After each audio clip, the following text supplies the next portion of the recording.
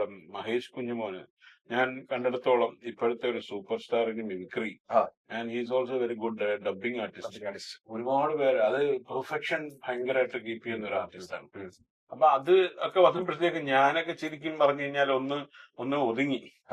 Means നമ്മളിപ്പം ഞാൻ പുതിയ ചില ഐറ്റംസിലേക്ക് മാറിപ്പോയി. എനിക്ക് കൂടുതലും ഇഷ്ടം പാട്ടുകാരെ ഇമിറ്റേറ്റ് ചെയ്യുക, പാട്ട് പാടുക. ഇപ്പൊ ഞാൻ ലേറ്റസ്റ്റ് ആയിട്ട് മമ്മൂക്ക പ്രകാശനം ചെയ്ത ഒരുപാട് പിന്നെ കർപ്പൂരനാളം എന്ന് പറഞ്ഞിട്ട് ഒരു പാട്ട് പാടി, അയ്യപ്പ ഭക്തികാരൻ. ആ ജീവിതത്തിൽ ആദ്യമായിട്ട് ഒരു പാട്ട് മമ്മൂക്ക പ്രകാശനം ചെയ്തു.